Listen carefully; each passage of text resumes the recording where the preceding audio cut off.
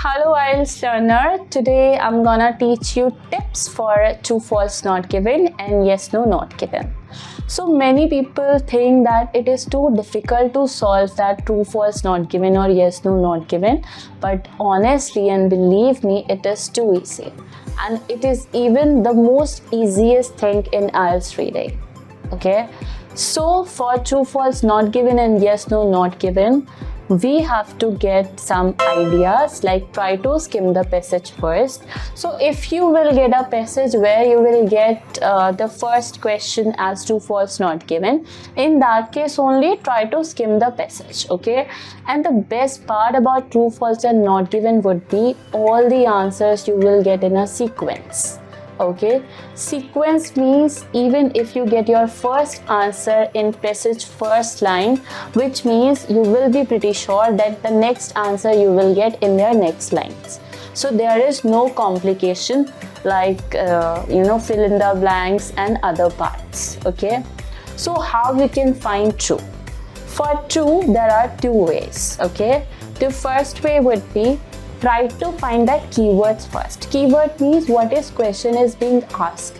Try to get their ideas, okay? And the same idea might be with the different synonyms and paraphrasing you will get in the passage, okay?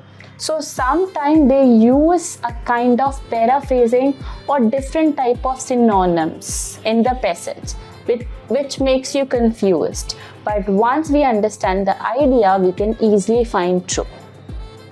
For false, in false statement, there would be, probably chance that you will get some extreme words.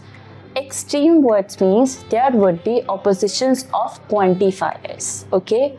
Like in a question, you might get key, for example, many people, okay, worked as a junior.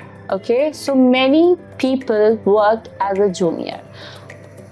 Like in question, there is mentioned many people worked as a junior. But in like a passage, you will get a lot of people or the majority of people worked as a junior. So because of that small word, many or majority of or a lot of, the statement can consider as wrong idea. Okay, so when we will find opposite idea or different idea which is given in the question, in that case we would consider statement as false statement. Got it? And in not given, mostly not given, we would get comparison in between two things. Okay, so in question, when something is being asked about simple, but there would be chances that in passage you will get everything as in comparison. So there would be chances that we can consider those statements as not given. Okay, and the alternative way would be that you would unable to get the same statement which is given in the question. Okay, sometimes we can get like a person subject, but not a action, not a noun like we are talking about or having discussion over that. So in that case, we can consider that as not given. Now let's move to the yes, no and not given. So this is too simple, okay? So we have been studying, I guess, since our childhood how to frame sentence, like sentence formation, right? So for that sentence formation, we have to follow that 3 steps, okay? And those 3 steps would be subject, verb and object, okay?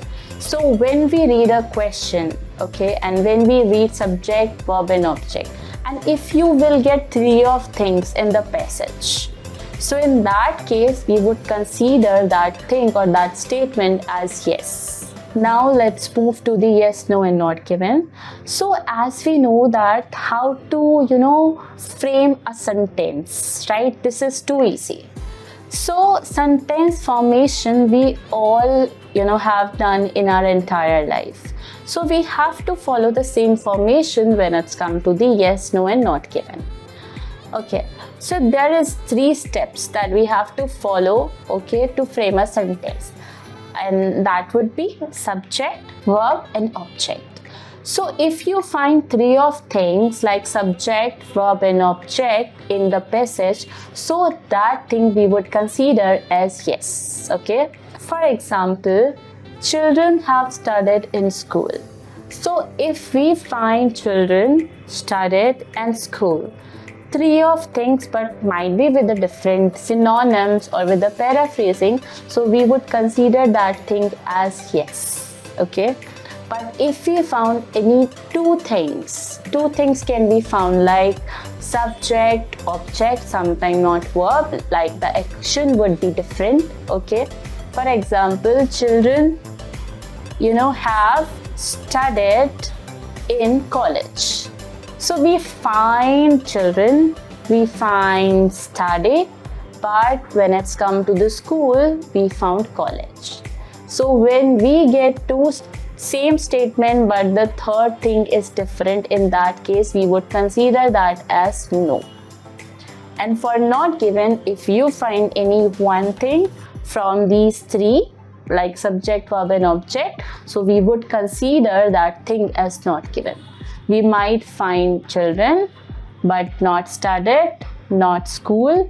Okay, it can be possible that college student and workers or employees have studied in college, so the statement would be fully changed. So in these type of statement we would consider that as not given.